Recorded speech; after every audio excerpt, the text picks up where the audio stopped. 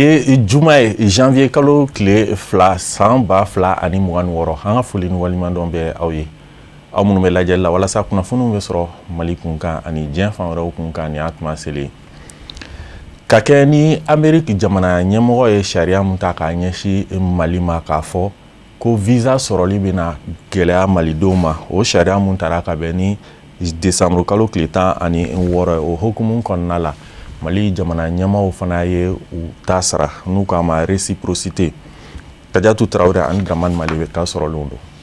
Sangani l'Américain jamana olu ye gɛrɛntɛ min ta ka Malidenw sɛgɛrɛ Malidenw sigiyɔrɔ bɛn bɛ l'Amérique jamana ma fɛn min ye Mali jamana kuntigi ye ale y'a jira k'a fɔ ko ni l'Américain jamanaw mana gɛrɛntɛ min ta ka Malidenw sɛgɛrɛ l'Amérique jamana kan visa ko binakun kan ko o sariya kelen na waleya l'Américain den minnu fana sigilen bɛ Mali kɔnɔna ma o siratigɛ fɛ an kɛni ko k'an ka kuma galamani tɛngu Malidenw na olu kɔni ye jamana kuntigi ale ka nin waleya in ta nin kosɛbɛ ka da kan olu bolo nin waleya in ye bagabagali de ka bɔ l'Américain jamana maaw yɔrɔ ni ka ɲɛsin AES jamanaw ma nga ko jamana kuntigi ka nin waleya in ye hakilina ɲuman ye jamana ka hɔrɔnya a n'a ka intérêt defani hukumu kɔnɔna na. Ameriki ka ko gɛlɛyalen don dɔwɛrɛ tɛ u mɛnna tubabu en général américains b'o la européens b'o la u mɛnna jamana tɔw kan kosɛbɛ an ka dugu jukɔrɔfɛnw an ka sanfɛfɛnw dugukolo sanfɛfɛnw u y'a k'u ta ye tilatu ni mɔgɔ cɛ ala an yɛrɛ minnu ka jamana taw don an yɛrɛ tɛ se k'an sago sɔrɔ an ka jamana fɛnw na o de ko bɛ ka nɔgɔya bi ka d'a kan yɔrɔ wɛrɛw fana jamana wɛrɛw fana sankɔrɔ tara minnu bɛ se ka olu jɔyɔrɔ fana lamɛnase n'o ye Chine n'o ye Brésil n'o ye Inde n'o ye Russie ye olu fana jamanaw kɔrɔ tara bi olu bɛ se ka kɛ sira kura ye an ka farafin jamana ninnu bolo min bɛ se k'a to an bɛ se ka nimisiwasa sɔrɔ an ka dugu jukɔrɔfɛnw na donc an ka mɔgɔw fana ɲɛsinnen b'olu de ma donc o kama nin gɛrɛntɛ in sigi bɛ kɛ n'a ye wajibi don mais a man ka to an ka siran a man ka to an ka jɔrɔ a man ka to an ka reculer an b'an ɲɛsin ka taa parce que diɲɛlatigɛ bɛ cogo min na sisan nɔ ni min yɛrɛ bonya ni min yɛrɛ sankɔrɔta mɔgɔ tɛ ni sankɔrɔta et puis ni min jɔ i jɔyɔrɔ la i niyɔrɔ bɛ dɔgɔya o kama an ka jamanaw bɛ o position la bi et je pense que an bɛ sira min kan sira ɲuman don et puis gɛlɛya dɔ don wagati ko de don parce que rapport de force de don wagati ko don n'u nana ye k'a fɔ bon recul cogo t'an bolo o bɛ se k'a ɲini an bɛ se ka bɛn cogo dɔ la an b'an ka nafa sɔrɔ olu ka nafa sɔrɔ mɔgɔ si t'a fɔ ko i dɔrɔn bɛ se ka to i tigɛ ka bɔ diɲɛ tɔw la k'i bɛ k'i yɛrɛ ye non o tɛ se ka kɛ cogo si la mais i fana bololankolon kana bɔ i ka fɛntigiya la donc o ye fɛn min ye an ka jamana ɲɛmɔgɔ minnu bɛ yen nɔ bi olu y'o de faamu u bɛ ka baara kɛ n'o ye hakili la o jamanaden fana fan caman ka hakilina ye. Fɔɲɔgɔnkɔ min bɛ Mali ni Américains ka visa ko la o ne yɛrɛ kelenna ma fɔlɔ gouvernement y'a ta ni sɔnɔmɛ ye quoi gouvernement y'a ta ni hakili ye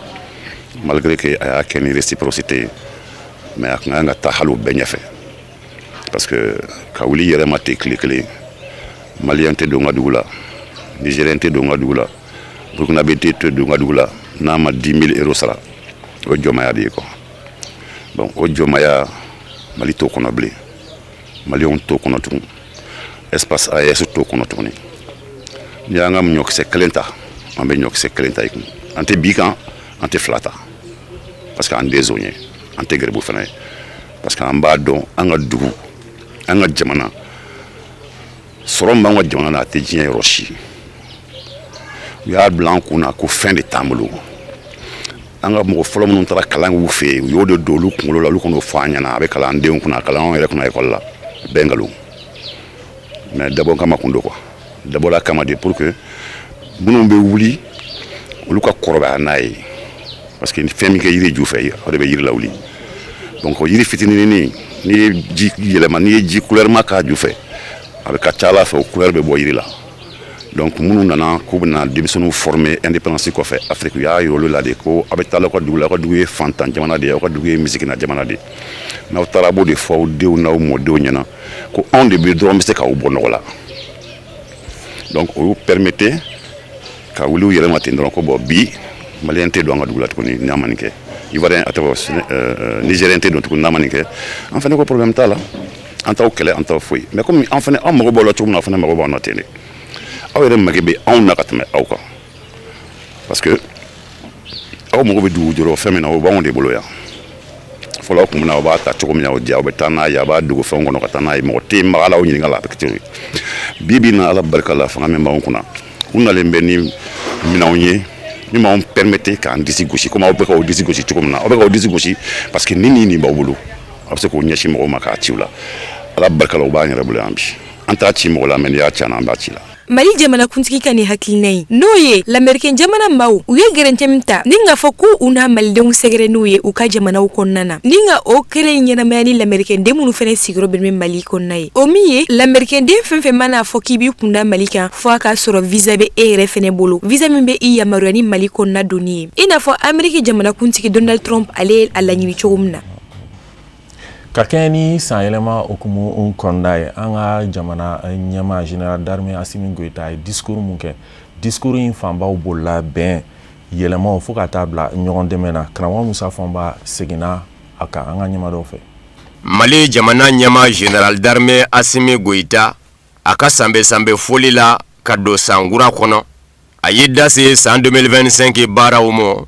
cɛsiriw minnu kɛra olu la ninga san 2026 baara kumabaw fɛnɛ lase minnu fɛnɛ sinsinnen do jamana basigi jamana marako ɲuman sɔrɔ sira basigili kurango ani jamanadenw ka dɔnta ka wuriyali jango u bɛ baaraw minnu na faso ye baara in ka se ka kɛ kɛcogo ɲuman na jamanadenw bɛ se ka bɔ baarakɛlenw numo jamana ɲɛmaa général d'armée Assimi Goïta ye a jira k'a fɔ san 2025 kɔnɔ jamana den minnu gɛngumɛ ka mugu ni kisɛ ta ka fara jamana juguw kan o jamana de bayirika de ye maramafɛn bila ni ka segi jamana mɔ wa jamana ɲɛmaaya so y'i jɔ ni u ye o dɔ kɛra jamana gaɲaka yanfa fɛ ka digi kɔrɔ yanfa kan o dɔ kɛra jamana camancɛ yanfa fɛ kɛrɛnkɛrɛnnenya Menaka Kidal Mopti Segu ani Gawo général d'armée Assimi Goïta ye a jira k'a fɔ don nataw la o ɲɔgɔnna dɔ fɛnɛ bɛna kɛ Tɔnbɔkutukaw fɛnɛ fɛ yen jamana ɲɛmaa général d'armée Assimi Goïta a ye bonyamasegin kɛ ka ɲɛsin hakilina dɔw dangɛnɛmayali mɔ tɛgɛnɔbila kɛra bɛnkan sɛbɛn min na n'u ko ma ko charte pour la paix jamana basigi ni a kolosumani bɛnkan k'a ka dɔn k'a fɔ o ye jamana sinsin bere ye a ko bibi in na jamana den minnu kun ye maramafɛn ta ka fara jamana juguw kan olu ka maramafɛn minɛni u la ni ka maramafɛn tali yɛrɛ dusu bɔ u la ka laban k'u don muruba kalala ni baarada dili ye u mɔ o kɛra ka ɲɛsin kɛlɛcɛkɔrɔ bayirika de mɔ wa bɛn ni basigi jateminɛ jɛkulu dɔ kan ka sigi min bɛ wele ko observatoire pour la paix général d'armée Assimi Goïta a ko a ka kan bi jamana jɔli la an k'an sinsin an yɛrɛ la n'a ma ɲɛ k'a fɔ minnu ko b'an dɛmɛ kunungo n'u ka nafolow ye u ka dɛmɛw y'u da jira ka sabu kɛ n'an ko an ka k'an yɛrɛ ye a ka kan an k'an sinsin an yɛrɛ kan an ka jamana yɛrɛya Mali dugukolo tigiya n'a ma ɲɛ k'o bɛ to an bolo a ka kan an ka to an danbe la wa sinsin kan ka kɛ fɛn min fɛnɛ kan an ka jamana kan fɔtaw o ka don ba la o de bɛ se ka na ni jamanadenw ka tilenya sinsinni ye général d'armée Assimi Goïta a ko kiiri ka dama kɛɲɛ ka kiiri tigɛ cogo ɲɛ ani mara kɛcogo ɲuman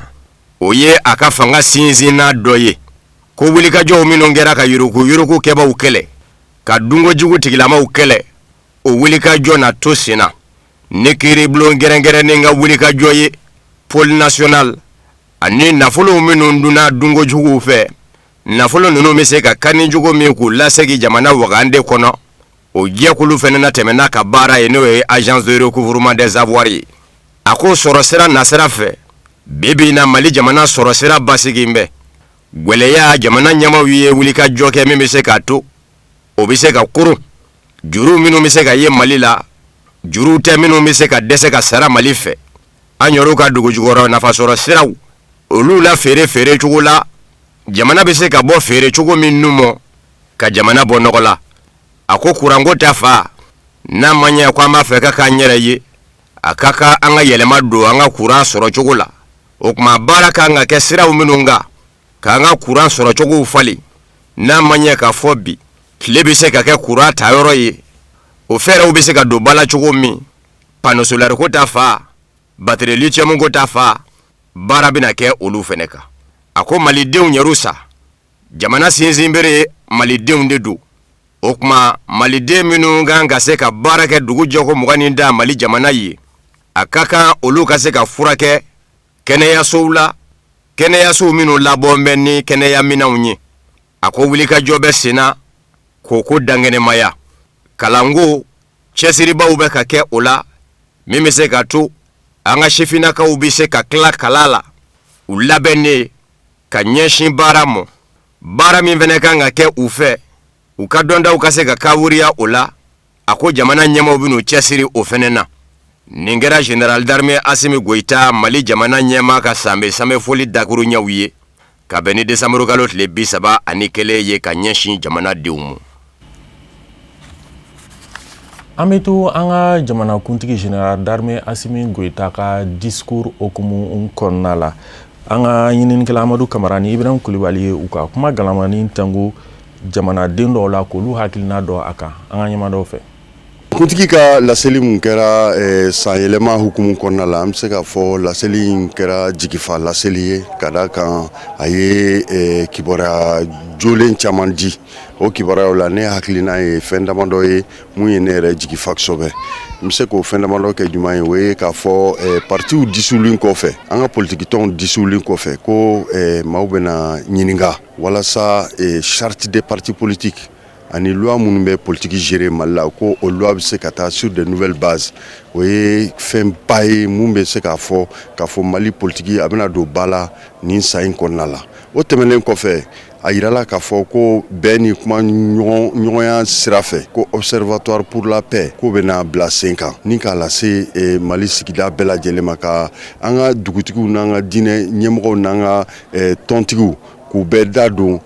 jamana ka bɛn ni fɔɲɔgɔnkɔ ni fɔɲɔgɔn kuma ɲɔgɔnya ni ɲɔgɔn kuma ɲɔgɔnya ni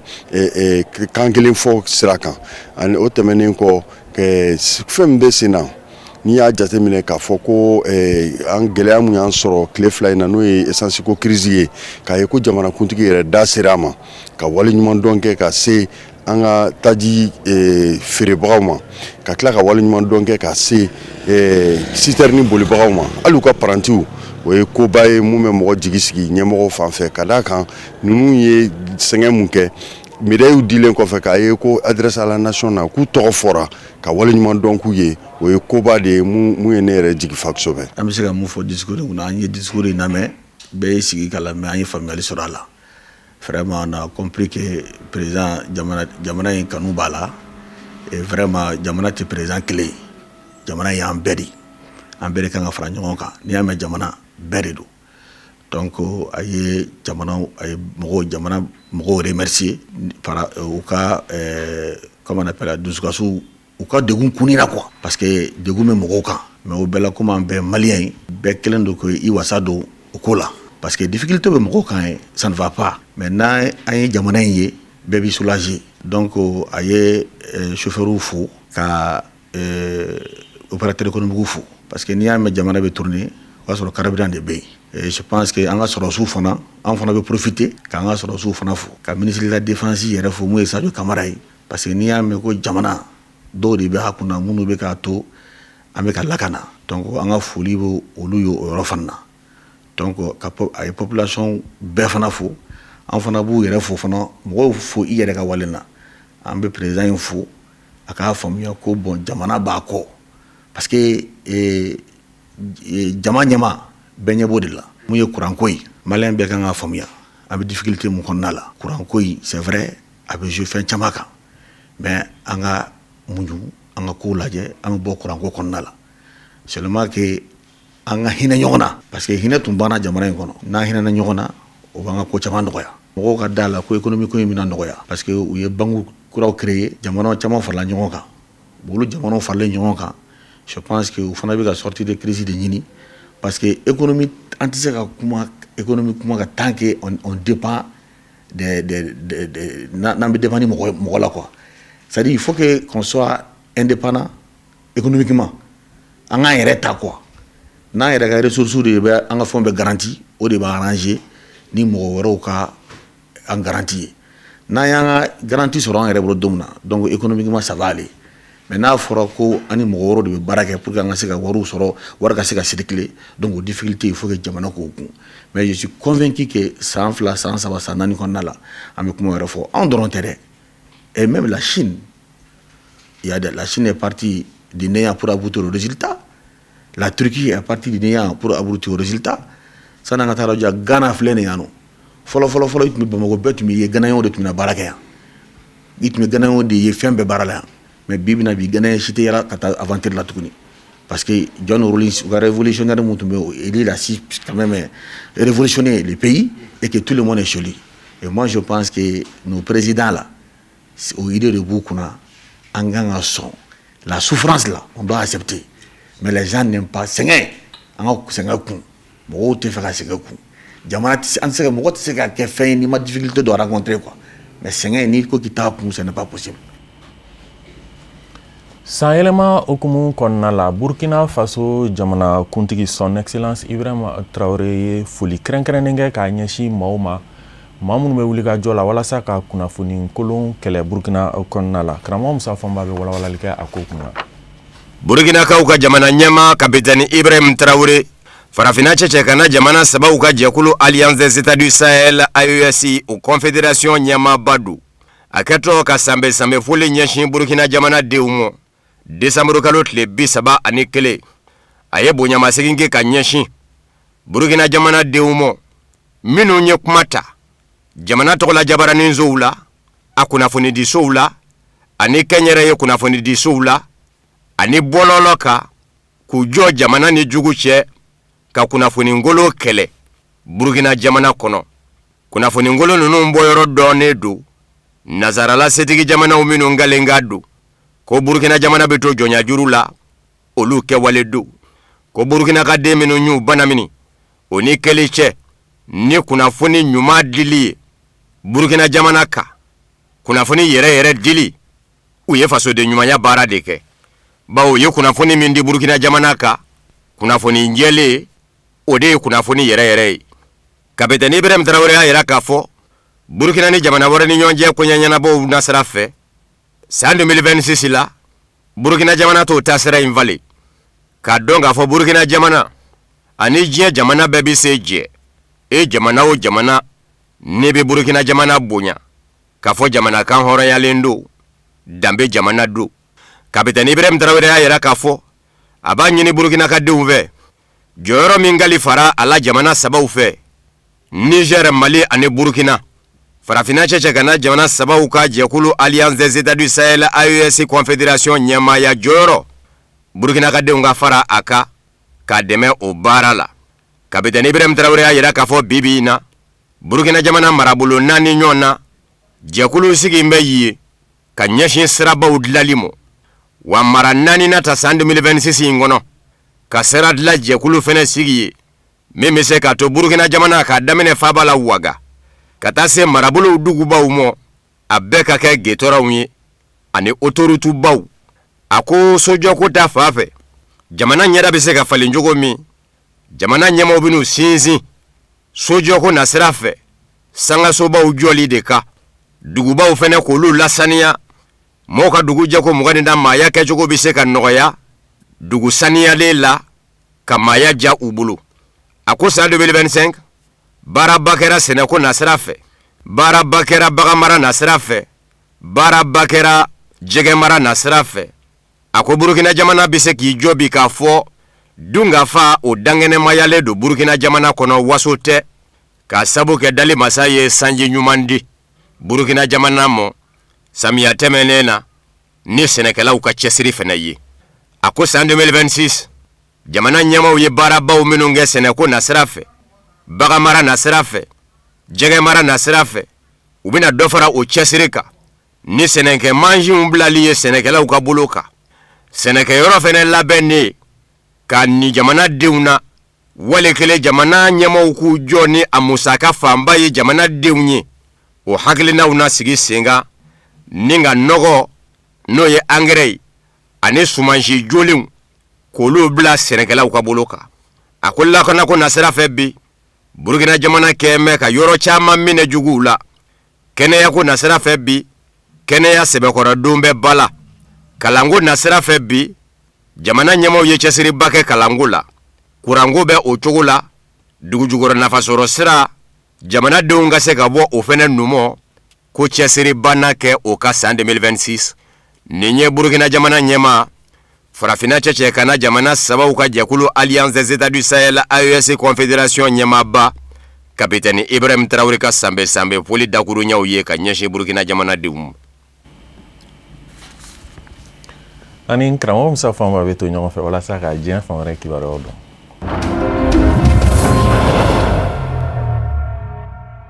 Sudan surasi fanga clan bɛ fila ye bi. Furanjɔrɔ fanga ɲɛmaa ni o ye Abdel Fattah al-Burhani a kun ye maa min kɛ danga ye jamana ɲɛmaayaso la Mohamed Andan Daglo ni lakanajakulu kɛrɛnkɛrɛnnen dɔ bɛ a bolo ko force de soutien rapide a n'o fɔ bɛ ɲɔgɔn kɔ bi o fɛnɛ n'a ka mɔɔw wuli mɛ ka mugu ni kisɛ ta furanjɔrɔ fanga ɲɛmaa General Abdel Fattah al-Burhani gamo bibi in na kunnafoniw n'a mɛn ni a ye k'a fɔ a ka dangankɔrɔ lakanajakulu kɛrɛnkɛrɛnnen ɲɛmaa Mohamed Andan Daglo a ka kɔrɔsigi kɛrɛnkɛrɛnnen dɔ ko Ahmed Ali Abubakar k'o fara bundeli dɔ senfɛ Darfur mara cɛmancɛ yanfan fɛ sigida min bɛ wele ko Zalingei kɔrɔfɔ in mɛnna alamusa janvier kalo tile gale ka sɛmɛndiya lakanajakulu kɛrɛnkɛrɛnnen force de soutien rapide a kɔrɔsigi dɔ fɛ ni o ye Albasha Tabeki a ko maa wɛrɛ ma Mohamed Andan Daglo ka kɔrɔsigi fa n'o ye Ahmed Ali Abubakar ye Sudan fanga de y'a fa General Abdel Fattah al-Burhani ka fanga ko wakati na to tajuru sarabali ye kunnafoni jamanya a jira k'a fɔ drone de ye susuli kɛ ka ɲɛsin lakanajakulu kɛrɛnkɛrɛnnen FSR ka lajɛ kɛ yɔrɔ dɔ mɔ Alferdous dugu kɔnɔ Waranga fanfɛlaw la Zalingei sigida la kɛrɛnkɛrɛnnen ɲɛna Sudan lebi yan fa fɛ o kunnafoniw ye a jira k'a fɔ Ahmed Ali Abubakar lakanajakulu kɛrɛnkɛrɛnnen force de soutien rapide a ɲɛma Mohamed Andan Daglo ka kɔrɔsigi a n'a ka mɔgɔw tun bɛ lajɛ dɔ de la ye bawo kɔrɔsigi min kun don a tun bɛ kɛlɛ fɛnɛ kɔnɔ lakanajakulu kɛrɛnkɛrɛnnen bolofara dɔ bɛ yen ko unité Al Saif El Batar ale de y'o ɲɛmaa ye wa jɔyɔrɔba tun bɛ a la Darfur fanfɛla la sigida ɲɛmaa minnu bɛ yen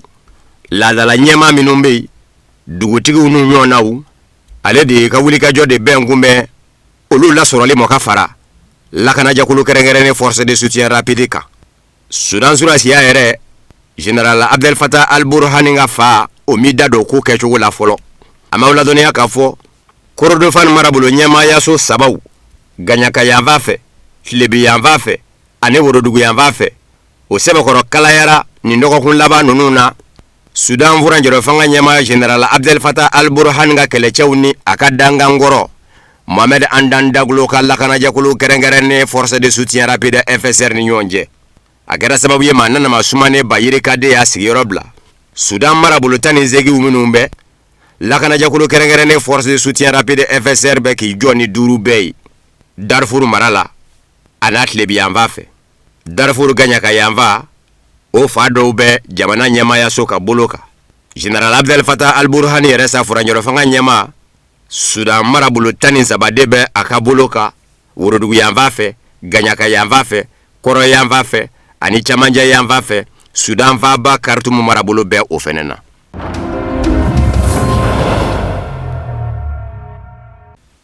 Bani Israɛla jabaraninsoba ye a jira Araba wulada yanfan fɛ k'a fɔ Somali mara murutilen Somaliland ɲɛma kan ka taama ɲɛsin Bani Israɛla mɔ don nataw la ni janvier kalo in kɔnɔ kɛrɛnkɛrɛnnen ɲɛla wa k'a taama in senfɛ Bani Israɛla Somali mara murutilen Somaliland ɲɛma bina tɛgɛnɔbila kɛ bɛnkan sɛbɛn na bɛnkan sɛbɛn min dayɛlɛla Ameriki jamana ɲɛma Donald Trump fɛ kabini a ka manda fɔlɔ Ameriki jamana kunna ka jɛ don Bani Israɛla ni Arabu jamanaw cɛ n'u ko ma ko accord d'Abraham. Bani Israɛla jabaraninsoba ye a jira k'a fɔ kɔrɔfɔ in mɛnna ka bɔ Somaliland mara murutilen yɛrɛ de fɛnɛ kɔnɔ k'a fɔ mara murutilen ɲɛma Abdirahman Mohamed Abdulila a kan ka na bɔ ɲɛna Bani Israɛla jamana kɔnɔ wa n'a nana Bani Israɛla Somaliland mara murutilen n'a ma ɲɛ ko Bani Israɛla y'a lakodɔn a dama jamana ye ko Somali jamana dɔ tɛ bilen Bani Israɛla bɛ ka bɛn min ɲini ani Arabula jamanaw cɛ ni Arabula jamana caman kɛmɛ k'i tɛgɛnɔ bila a la bi k'a fɔ u ka tɔɔrɔ ti se Bani Israɛla ma u bi jɛ kɛ ni Maraku jamana bɛ o la ko Somaliland fɛnɛ na tɛgɛ nɔbila kɛ o bɛɛ ŋanzɛbɛ la ama wala dɔniya k'a fɔ Somaliland ye marado Somali min kɛmɛ ka muruti Somali fanga mɔ kabini san 1991 k'a y'a ka yɛrɛma hɔrɔnya ta ko Somali jamana dɔ tɛ bilen nka o fɔ ni bi cɛ o jamana kelen kuma sɔrɔ diɲɛ na min kun y'a jira k'a fɔ i y'a lakodɔn a dama jamana ye kɔsa in na ban Israɛl de na ne filɛ nin ye can k'i jɔ k'a fɔ a ye Somaliland mara murutilen lakodɔn a dama jamana ye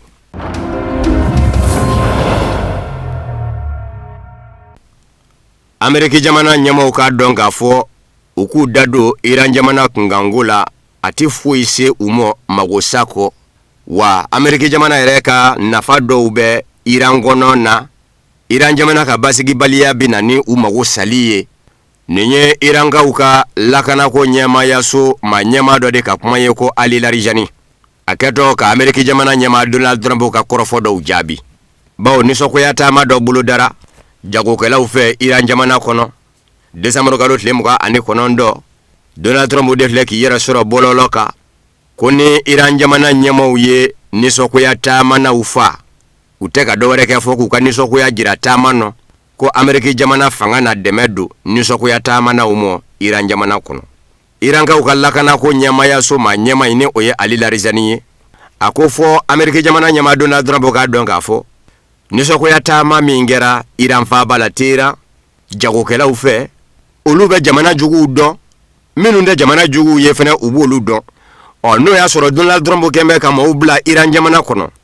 k'a ka baarakolo kɛ a tɔgɔ la Iran jamana ni ɲɛsin olu fɛnɛ mɔ Iran jamana kɔnɔ ko nka Donald Trump k'a dɔn k'a fɔ ni Iran jamana ko a bɛ sigi a senzabara kɔnɔ a ka nafasɔrɔ siraw minnu ka surun Iran na o nafasɔrɔ siraw bɛɛ lajɛlen bi tiɲɛ fana juma janvier kalo tile 2 in Donald Trump ye sɛbɛnni kɛ bɔlɔlɔ na sira fɛ ko ni Iran jamana ye nisɔngoya taama naw fa i n'a fɔ a bɛ deli k'a kɛ cogo min ko Ameriki jamana laban na don Iran jamana kɔnɔ ka nisɔngoya taama naw lakana Larijani Irankaw ka lakanako ɲɛmaayaso ma ɲɛmaa in ko a b'a jira k'a fɔ Ameriki jamana a bɛ ka labɛn dɔ kɛ Iran jamana kama Desamuru kalo tile 29 nisɔngoya taama bolo dara Iran faaba la Tehran jagokɛlaw fɛ u kɛlen k'a mɛn ko Iran jamana nafolo bina o kɔrɔ ye ko dɔ bɔra nafolo dunda fanga la u bɔra ko nisɔngoya taama de bolo da Iran jamana ɲɛmaa Masoud Pezeshkian yɛrɛ y'a ɲini jamana kɔnɔna koɲɛw ɲɛnabɔli minisiri fɛ a ka sigi ka fɔ kɛ ni jagokɛlaw ye o tɛmɛnen kɔ yɛlɛma dɔw kan ka kɛ warisow ka baara kɛcogo kun kan Iran jamana kɔnɔ min bɛ se k'a to nafolo ye binni min kɛ nin ye ni dɔ bɔra Iran jamana ka wari dunda fanga na a bɛ se ka fo jamana denw na cogo min warisow kan ka yɛlɛmaw minnu don u ka baara taabolow la ko jamana ɲɛmaaw bɛna na ni o hakilinaw ye don nataw la Venezuela jamana ka lakana yɔnbɛ jamana denw ye dugukolo fan da 4 bɛɛ lajɛlen lakananen don Venezuela jamana kɔnɔ jamanadenw lakananen don nin ye Venezuela jamana ɲɛmaa Nicolas Maduro ka kuma ye a ko bibi na labɛnw minnu bila an bɛ sen ka Venezuela jamana lakana surasiw ni polisiw a bɛ jamanadenw ka lakana jɔ u ye a bɛ Venezuela dugukolo lakana jɔ a ye jamanadenw ka muɲuko maɲaka ka kɛ bɛn ni basigi kɔnɔ a b'o jɔ u ye jamanadenw bɛ bɛn kɔnɔ u bɛ basigi kɔnɔ u bɛ ka tɛmɛ n'u ka maaya ye Nicolas Maduro ye nin kunnafoni di kunnafonidila dɔ ma min bɛ wele ko Ignacio Ramonet a ko bibi na ni kɛlɛ ko k'a bɛ kɛ fɛn ye bɛɛ lajɛlen k'i hakilina tigɛ Venezuela k'a fɔ labɛn bɛ senna jamana ka kelenya o di foyi tɛ jɛ jamana basigilen na to bawo kunnafonidila Ignacio Ramonet ko y'a ɲininka k'a fɔ an y'a mɛn ka bɔ Ameriki jamana kunnafonidiso la CNN ko Ameriki jamana lakanajakulu kɛrɛnkɛrɛnnen CIA ye bundeli dɔ kɛ Desamuru kalo la ka ɲɛsin Venezuela jamana danganda dɔ mɔ yala i bɛ se ka mun fɔ an ye o la ko Ameriki jamana ka bundeli n'o ye lakanajakulu kɛrɛnkɛrɛnnen CIA ka bundeli ye k'a ɲɛsinnen kun do dɔrɔgu jagulaw de mɔ o de senfɛ Venezuela jamana ɲɛmaa Nicolas Maduro y'a jira k'a fɔ Venezuela jamana kɛmɛ ka labɛn bɛɛ lajɛlen bila sen kan bi jamana lakanani kɔrɔ.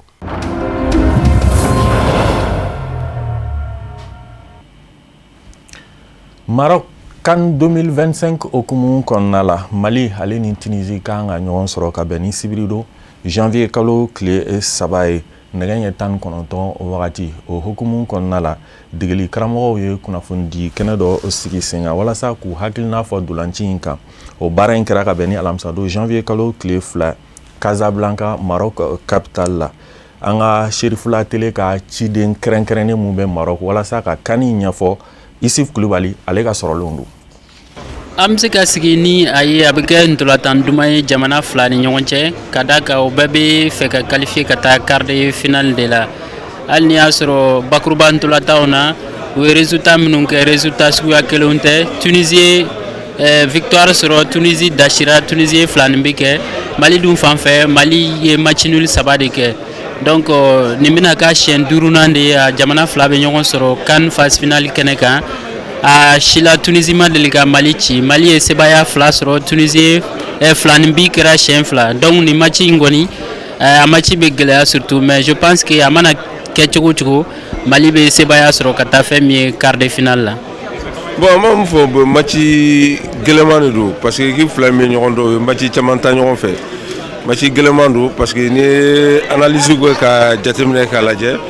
Mali ni Tunisie ka Coupe d'Afrique la donc Mali ma deli ka perdu donc Mali sebaya ta o ka dɔw kɛra fila ni bi ye mais ni ye ballontan laban ninnu jateminɛ k'a lajɛ laban mun kɛra o kɛra min ye fila ni bi ye ni ma fili jatew la o kɛra Tunisie ka fɛ Coupe du monde éliminatoire la maintenant donc ale kɛra min ye Bamakɔ Maliyɛnw yɛrɛ de bi dɔw yɛrɛ kun donc o b'a jira k'a fɔ donc confiance dɔ bɛ na min ye Mali fan fɛ donc nin match in na parce que revanche dɔ don parce que éliminatoire min ye Coupe du monde an tɛmɛlen na donc o fɛ donc denmisɛnninw bɛ se ka galvaniser ka se ka fɛn wɛrɛw. Bon, an bɛ bɛɛ lajɛlen fo Serifula lajɛba an b'o bɛɛ lajɛlen fo ka i yɛrɛ fana fo alhamdulilayi nin ye tolan de ye tolan min n'an bɛ se k'a fɔ nin ye Ciko kelen Fegu de ye bon Ciko kelen Fegu ballontan na n'o ye élimination directe ye il faut beaucoup faire attention c'est vrai an ka kɔrɔbalenw ani ka taa se peut-être kɔkɔrɔ dɔbaw ma olu bɛ ka kuma an ka kɔrɔlenw kan n'o ye an ka historique ye c'est vrai a bɛ mɔgɔ dɛmɛ mais an bɛ yɔrɔ min ko ballontan na i b'a ye fɛn caman fali la en tout cas ce qui est sûr n dalen b'a la a bɛna kɛ tolan min n'a kolo bɛna kɛ gɛlɛya kosɛbɛ mɔgɔ tɛ ko cogo dɔ peut-être hali ka ja prolongation ka taa se tiro bi ma olu bɛɛ lajɛlen bɛ se ka k'a la mais an ka ala deli ye faso ka se ka hɛrɛ de sɔrɔ n'o ye Mali ye Mali ka se ka sebaya sɔrɔ ne kɔni dalen b'a la k'a fɔ c'est 50-50. Ala ka sebaya di Mali ma foli kɛrɛnkɛrɛnnen bɛ kɛ k'a ɲɛsin an ka technicien ma o fana de bɛ dansigi bi bamanankan kunnafoniw na minnu sera ka fara ɲɔgɔn kan ka bɛn ni tuma in ma kunnafoni di so ɲɛmaayaso fɛ an cɛ a ka lajɛliw la a k'an bɛn n'Ala sɔnna a ma.